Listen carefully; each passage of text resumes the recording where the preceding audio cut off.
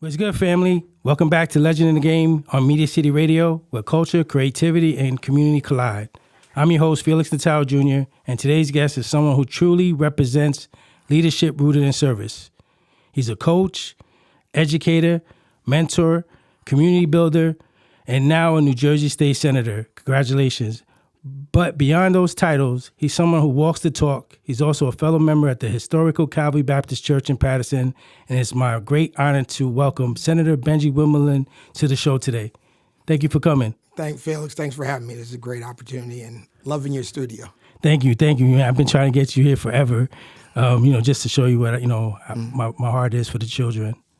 Well, you can see it. You're going to capture their attention right away. As soon as they walk through those doors, it's going to be like a museum for them and a field trip all in one. That's why I know in the past when we did have a conversation, he was like, I'll give you all the schools in Paterson. And I was just like, they don't gravitate to me the same when they're in my environment. And that's what I was just trying to, explain to you all this time. Well, now I see it. Unfortunately, it took me a while to get here, but I'm here now. I'm grateful for you to be here today, sir. So first of all, congratulations on your new role in the New Jersey Senate. As someone born and raised in Paterson, what moments or people shaped you to drive to your lead?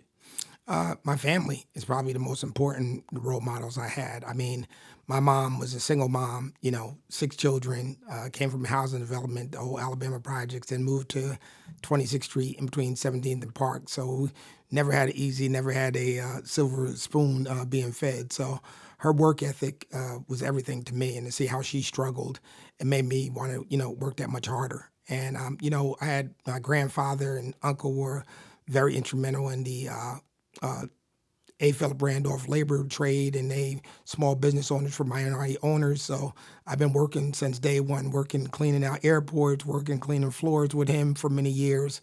And then on my dad's side, they are very, historical in the city of Paterson. The Wimberly family, we're getting honored on Saturday at the Underground Railroad as one of the oldest families here in the city of Paterson. Congratulations. So, our great-great-grandmother was here in 1862. So I'm just learning this from Jimmy Richardson.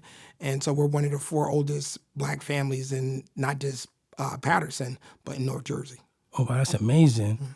So before politics, I know you was a coach, a teacher, a mentor, and still in many ways, how did you, working in classrooms, on the field, prepare you for state-level leadership? The one thing I tell people is I don't have to Google when kids are hungry. I don't have to Google when people's reading scores are low. I don't have to Google when, some of these buildings are so old in the wintertime that it's freezing in the building and rain is ripping our head. And in the summertime where you got to put books in windows to keep them up, to keep kids' noses from breathing and have asthma attacks. And just living in the city of Paterson, come from public housing to living in a lower income neighborhood to having a single mom, to dealing with everyday issues from, drug abuse and alcoholism and things like that. I lived it. So I really think I was prepared just on the life end, not just being many people are lawyers and stuff like that who go in legislation. My situation was different. You help guide young people through sports, through education, and now through legislation. What made you say, I got to take this to the State House? I started off on the city council. So I became part of the city council, not by choice. For many years, people told me, I was in my, mid-40s or so. And people, you should run for mayor, you should run for city council. And I really enjoyed being Coach Wimberly. I enjoyed, working with kids, being at recreation, doing what I do. We had a mayor that decided he was going to cut the budget for recreation. And I was going to fight. I was not going to sit silent. And I thought I was going to run for mayor. And after a conversation with Jeff Jones, who was a city councilman at the time, he said, look, I'm going to run for mayor. All right, then you run for at-large. So I decided to run for a city council at-large. And with that team, I had, a bunch of former athletes, workers from recreation, community people, you're talking about grassroots, and we created a group called Team Hope. And we went on to win the at-large election in 2010 with almost 9,000 votes, which is, I think I've been told, one of the highest ever in the city of Paterson. And that's how I got involved. It was like, you're messing with the kids, you're going to cut recreation, I'm going to run for office. Oh, no, I mean, I heard nothing about amazing things from you from, former players and, different kids from the community. So I know you have a heart for that. And that's what I, respect a lot more about you, too. As much as I've heard from whether it was Victor Cruz, was Mike Adams, various players, have nothing but amazing things to say about you. Yeah, and that's what it was all about. So my involvement in politics, I've always been family wise involved. Ed Cotton is my cousin who was a councilman and deputy mayor, and like I said, always behind the scenes working with people. My grandfather's very involved with the Democratic Committee. Back when Ozzie Palekia was the assemblyman, we were one of the people that run around handing out flyers back then. So I've always been around it, but never thought I would get to it. But when they start messing with money for kids, I was like, it's time for me to get off the sideline. Yeah, definitely. Kids, if they don't see no hope or no outlets for them, unfortunately, they just turn to the streets or do things that is not, that's going to lead them down the right path. Yep. So you and I both call Calvary Baptist home. It's more than a church. It's a hub for the people. What role does faith and church play in leadership and service? I stay prayed up. I mean, I start off my morning, with a morning meditation and affirmation that I usually send out to groups of folks that I deal with, and I get stuff back. So, you start your day off with scripture, and sometimes it's just right on point when you're a little tired or not feeling well, and somebody sends you the right thing, or you pick the right scripture to read that morning. And I could definitely say that, faith has played a major role, for me. Too, people go, how do you do this? At one point, I was a director of recreation, state assemblyman, football coach at Hackensack at the time, 4 kids and a wife, and doing it. And people, how do you do that? How do you balance that? How do you faith. Amen to that. You're often seen in the community events, churches, and youth programs. Why do you think it's important to elect leaders to stay visible, especially to the next generation? I think they have to be able to touch us. Like, you can't be an elected official and be standoffish. You can't be an elected official and not be approachable. So, I think most of the kids in particular know that they're going to see me at the Eastside game, the Kennedy game, the Science and Technology game, the Little League game, church events. And I'm just me, no security, no. You and the wife. I see you in church all the time. Doing the thing. I think you have to be somebody that they could touch and that they could see and say, look, if this guy could come from Paterson and accomplish what he's done and overcome, some of the difficulties in life, I could do this too. And I have an open door policy. I mean, my door stays open. People are constantly coming in, and they know that my phone number's out to everybody, that if they can't call me, they'll text me. So, I think being approachable is a major part of being a good leader, and particularly in our community. Definitely. Many young people today feel disconnected from church, politics, and systems that haven't worked for them. How do you bridge that gap and meet them where they are? I think to see, just what I was talking about, like approachable people that they can relate to. People will admit their faults. I think when you have leaders that say, look, could be, I was on drugs, I was an alcoholic, look, I was not a great student, I was somebody who was not focused on life, and, God turned my life around, my maturity turned my life around. Tell your story. I think that's the real connection, the disconnect with a lot of young folks. They don't think that people have gone through anything. They think they're the only ones that have had an issue. They think they're the only one who is a teen parent. They think they're the only one who, was homeless. Tell your story. Definitely, man. That's the same thing why we created Media City Youth Program. I share how, I went down the wrong path myself, and one bad decision almost cost me 10 years of my life. So that's why I gravitate to the kids, say, listen, be careful what you do, who you hang around with, because all it takes is one mistake and you're out of here. Your life changes. Yes. Tremendously. As vice chair of the budget committee and champion of young initiatives, what programs are you working on right now to directly help cities like Paterson? All right. So I'm transitioning from the assembly. So in the assembly, I was the speaker pro tempore and vice chair, which gave me asset to, every department head and every meeting. And I kind of came mid-year, so they didn't put me on budget. But example, Larry Doby Field, I was there last night for that was money that I was able to get through the state, $2.8 million. Oh, wow. We're working now to get additional $29 million for St. Joseph Hospital for charity care. Many of our folks can't afford it. And unfortunately, on the national level, it could get worse with this big, beautiful bill that this president's talking about, cutting Medicaid, cutting SNAP benefits. these are the things that we're going to fight for. I mean, the school district, we have brought millions of dollars back to not just Paterson Public Schools, but other schools in LD 35, which is Prospect Park, Hilden, PCTI, to make sure that our kids are given a level playing field when it comes to education. Infrastructure projects. Hinchcliffe Stadium is actually, I know a lot of people take a lot of credit for it, but that was really the work of myself, then Senator Nellie Poe, Congresswoman Nellie Poe, and Assemblywoman Shavonda Sumter. We were able to bring almost $54 million to that project. Wow. And extend it through URB credits. So urban growth projects, when you see many of the mixed-use buildings like Ward Street that are getting ready to go up, where it's going to be parking, retail, and apartments, that's from the state of New Jersey. That's some of the work that we bring back. So we literally have brought millions and millions of dollars back to this district, and be it infrastructure, be it education, be it healthcare, that's my job. That's what I'm focused to do. And it's no different this year. You know, we work with NJ Shears to help people with their gas and electric bill. We worked with now the Passaic Valley Water Commission to help people with their water bills. We help people with their, payments when it comes to affordable housing, which I'm sure we're going to talk about at some point. But these are all the things that we're there for, and we've been able to work together as a team in the past, and now a new team going into the next session to help folks at every level. It's funny you said about affordable housing. So I know you used to be a chairperson for the housing committee, and I know you passed a bill for affordable housing. Why is it so important, to do that? Because I think families to function, in particular our young folks to function in a way, they have to have stable housing. As a classroom teacher, I used to do a thing called bedside instruction. So if a kid got sick, a kid broke his leg, or he was going to be out for an extended period of time, I would go to their house and bring them their work. And when I would go to these houses, and this is, 1989 when I first started teaching, a little naive out of college, like, all right, I didn't have the best life situation. But when I go to these houses and I would see, 6, 7, 8 people in 2-bedroom apartments, grandma's laying on the couch, how do you function and do homework in that situation? You get there and you got a kerosene heater in the middle of the floor warming the house up in the wintertime.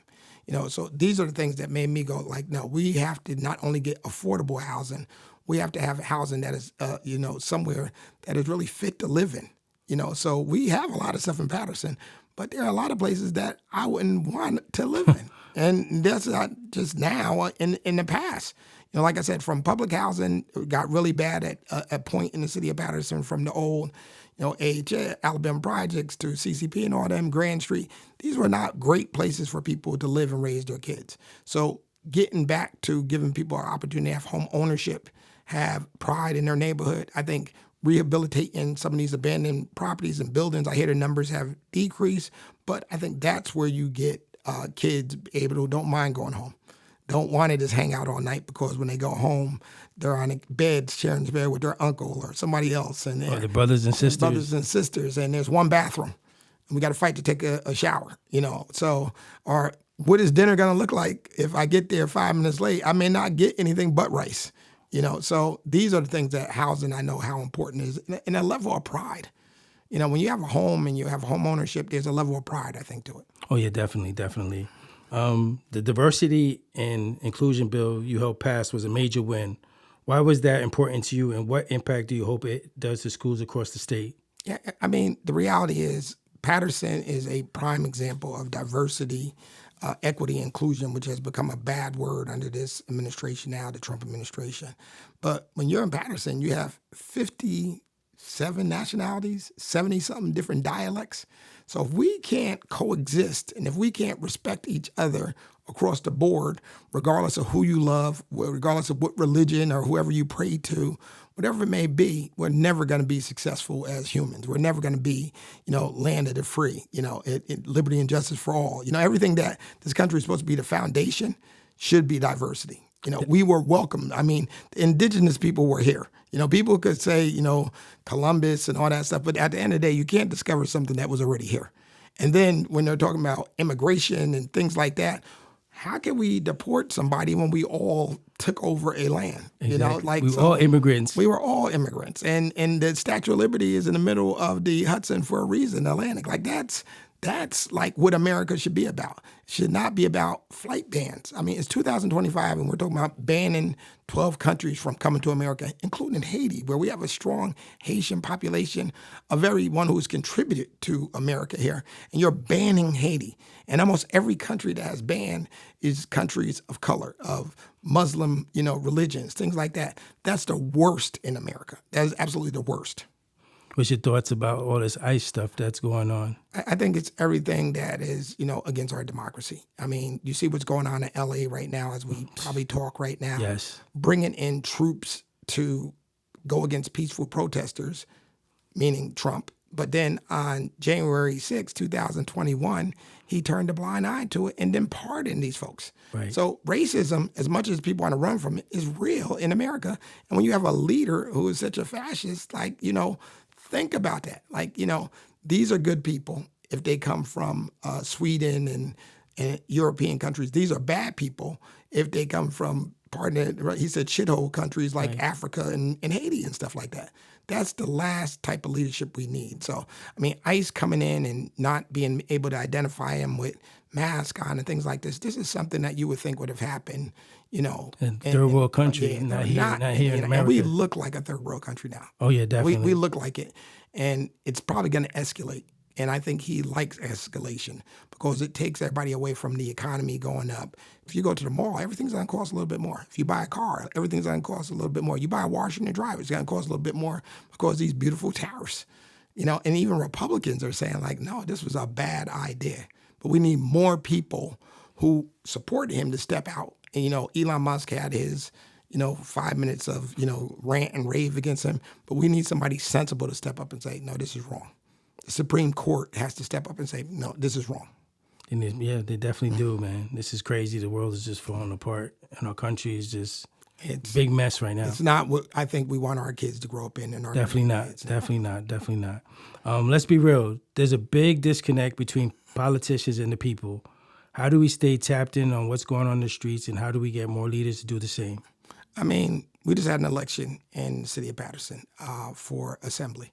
Kenyatta Stewart, yes. who is a kid of Paterson, a lawyer, grew up in public housing, CCP, public school, Kennedy High School, William Paterson, goes to law school, comes back, becomes very involved in the community. When we had gang issues up the hill, down the hill, Kenyatta was one of the mediators to, come to broker a deal for them to cease from the attacks and the shootings. Basketball tournaments, you're going to see Kenyatta here. Somewhere with his kids, you're going to see him there. We need more. They don't have to be a lawyer, but more people who come back, contribute to the community, not look for nothing in exchange. I don't think Kenyatta set out to be an elected official, but I think he sat on the sideline like me long enough to say, look, I have to come back and contribute. I've been in, he's a corporation counsel in Newark. He's worked with Raz Baraka all this time. It's time to come back. And our community really gravitated to him. I saw young folks get involved in this campaign. I saw people who normally probably didn't vote get involved in this campaign. And right now, I think he's up 2,000 votes against the ticket that I was on because I'm part of the Democratic Party, the machine. So we need more independent thinkers. We need more people who are not afraid to step out there and speak up and just not be a puppet for the system. And that's one of the things that I think I will never be labeled as. I do respect, how things work and things go here, but sometimes you got to step up and step away and be your own person. And I think that's what Kenyatta did, and I think people got really excited about it. And he's a prime example of, similar to my 2010 election, that people came out who normally wouldn't come out and vote. Yeah, no, he's a great man, great guy. You work both inside and outside of the government. What do you think is messing how politicians connect with the people, and how do they stay tapped in? I think the reality is the majority of our leadership never steps out of their comfort zone. So a majority of the legislators are probably lawyers who live in upper income families, who never understood what it was to be in a house with no lights, who never understood what it is to eat a bowl of rice for breakfast or dinner, who never understood what it is to take public transportation, who never understood what it is to put layaway in clothes somewhere because they just could buy it. I think people have to extend their hands and not be afraid to get their hands dirty and come and see why we fight for charity care in hospitals. Come and see why it's important that, we bring money back for kids to have an opportunity when it comes to school funding. These are the things that, we have to, job creation. You can't tell kids that, we want you to be something other than go to college, and then you shut down Job Corps all over the country. So now that kid who may have done well in welding or plumbing or auto mechanics, now those opportunities are going to be few and far in between. So I think they have to get out here, take the blinders off, understand it's just not about them, and understand that, the impact, what happens in Paterson and Jersey City and Newark and some of these other Camdens, it's going to impact everything around them. And we see it.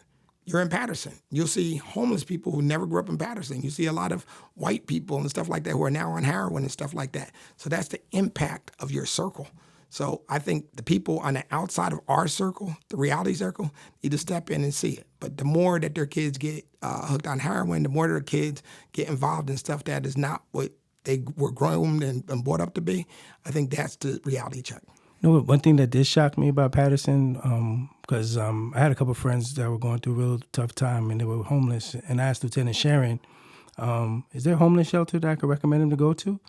And when she was like, there's not one in Paterson. And what you just said with all the homeless and everything that's going on. And they have overnight stuff. So Good Shepherd Mission, Eva's Village, these are all temporary shelters. Eva's for women who are abused. Okay. But the hard part is that a majority of these folks are not even from Paterson that are coming to go to Eva's, who are getting transitional housing and stuff like that. Like, I always call Paterson the city of angels. We take care of everybody's problems. Homeless, drug addicted, alcoholic, abused families. Like, we take them in. You won't find those type of facilities anywhere else outside of your urban centers. That's crazy. Youth violence is a crisis in the city across the country, including Paterson. From your perspective as a coach, educator, and policymaker, what do we actually need to change to protect and empower our youth? I mean, the reality checks. When it's so accessible to get a gun, that's not, like, there's no way that guns should just be able to run up and down 85, 95 corridor like they do, or the drugs that come up and down 85, 95 corridor. We have to really clamp down. It's a major issue. It's no longer that if you get in a fight in School 13 playground, you're going to buckle up your hands, fight. You can't fight no more because somebody's going to go in their book bag and pull out a gun and shoot you. Accessibility, those guns are not just, you can't go to Walmart and buy a gun like you could do down south. But the accessibility and the penalties that come with them, that we have to really tighten up on the gun laws. But every time we as legislators fight to have more meaningful gun laws, meaning having a license to have a gun, having background checks, having mental health background checks, we get fight. It's a fight. And the first thing that comes out is the First Amendment. Yeah. And Second Amendment for the right to carry on. I have no problem with anybody who legally carries a gun. If you legally carry a gun and you're trained, that's fine. I'm talking about the guns where the serial numbers are scratched off, where high capacity, why do we need a high capacity weapon in the United States? Every mass shooting in the United States has come from somebody with a mental health issue, and also it's a high capacity. So Dylan Roof goes into Mother Amy Zion in South Carolina, during Bible study, racist intent, mental health issue, and kills 9 people. Yep. You go to Buffalo in a supermarket, man with a mental health issue, racist thing, kills people in Buffalo in the supermarket. These kids, you would have thought all of these mass shootings from Columbine to Connecticut to all these places, that after all these kids, and a lot of them, white kids, that this would be all right now. But no, they just want to give you thoughts and prayers. My thoughts and prayers every time there's a shooting. We just had Destiny Williams killed in Eastside Park at 5:55. I'm at work at Eastside Park. I work there, and what's going on? Why are these cops out here? I think there's a shooting. Call the police chief. Could you remember what's going on? Somebody got shot. Next day, come to find one of the kids who came up through recreation, knowing their family the whole time, shot at 5:55 in the afternoon at Eastside Park, which is supposed to be one of the nicer sections of Paterson. So this gun violence is not a urban issue, a suburban issue.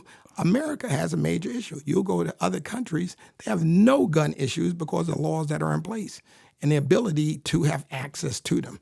Everybody does not need a gun. Everybody doesn't need a gun. You have mental health issues, you don't need a gun. Nope. If you were not properly trained to use that gun, you do not need a gun. Nobody needs anybody, any type of high capacity weapon that could shoot 20 rounds. For what? What animal are you killing? So when you're talking about the Second Amendment, like, no. It's funny. I recently moved to Vernon, and I see bears all the time. And that's everybody's like, "Oh, get it!" I'm like, "No, I ain't. I'm still gonna get one because with my luck, they care more about the bear than me." Oh, yeah. I mean, we know that. At the end of the day, we shoot a bear. You'll be right back in Paterson to have your stuff packed up and ready to go. Yes. Yeah. Definitely. You coach and mentor kids that eventually went into college, the NFL, and beyond. What about sports and arts have taught you that opportunity, discipline, and changing in the young person's path? I think as a coach, I think part of my success from having high-level players like, Victor Cruz and Aquadim Muhammad, who now plays for the Detroit Lions, and TJ Clemens, and had a couple of kids playing MLB, Danny Singletary and Carlton McKenzie. The common denominator is